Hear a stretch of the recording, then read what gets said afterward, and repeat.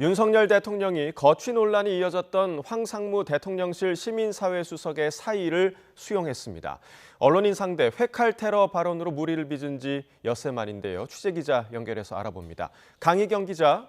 네, 용산 대통령실입니다. 네, 황 수석이 결국 자리에서 물러났네요. 네, 윤석열 대통령이 황상무 시민사회수석의 사의를 수용했습니다. 대통령실이 오늘 아침 6시 50분쯤 기자단 공지를 통해 소식을 전했는데요. 황 수석은 이른바 회칼 테러 언급으로 물의를 빚은 지 엿새 만에 자리에서 물러나게 됐습니다. 앞서 황 수석은 MBC를 포함한 기자 5명과 오찬을 하면서 1980년대 언론인 회칼 테러 사건을 언급한 사실이 알려져 논란에 휩싸였습니다. 그러나 대통령실은 특정 현안과 관련해 언론사 관계자를 상대로 어떠한 강압도 행사한 적 없다고 반박한 데 이어 황 수석이 자진 사퇴할 거란 보도에 대해서도 사실과 다르다고 곧바로 선을 그어왔는데요. 총선을 앞두고 여론이 걷잡을 수 없이 악화하자 결국 윤 대통령이 사의를 수용한 것으로 보입니다. 황 수석 사퇴는 내부 핵심 참모진도 모를 만큼 전격적으로 이루어진 것으로 전해졌습니다.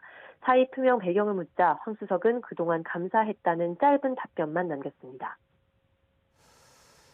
자, 그럼 사의 수용으로 대통령실과 여당의 갈등 봉합될 가능성이 열린 건가요? 앞서 대통령실과 여당인 국민의힘은 이종섭 주호주 대사와 황상무 수석 거취를 두고 갈등을 빚어왔는데요. 여기에 비례대표 명단을 두고 친윤계가 한동훈 국민의힘 비상대책위원장에게 공개적으로 불만을 드러내는 등 전선이 확대됐습니다. 이른바 윤한 갈등 2라운드에 불이 붙은 모습이었습니다. 그러나 갈등이 분출되면서 코앞으로 다가온 총선에서 여권이 공멸하는 것 아니냐는 우려도 동시에 커졌는데요. 사태가 심각해지면서 양측에선 물밑 조율이 이루어진 것으로 전해졌습니다. 대통령실에서 황 수석 거취 문제를 우선 정리했고 이에 따라 당에서도 비례대표 순번을 조금씩 양보하는 선에서 교통정리가 이루어질 수 있다는 분위기가 감지됩니다. 남아있는 뇌관은 이종섭 주호주 대사의 거취 문제입니다.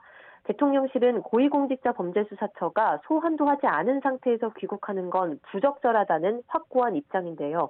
한동훈 위원장이 대통령실 바람대로 이종섭 지키기에 발을 맞추면서 갈등 봉합에 힘을 보탤지 관심이 쏠리고 있습니다.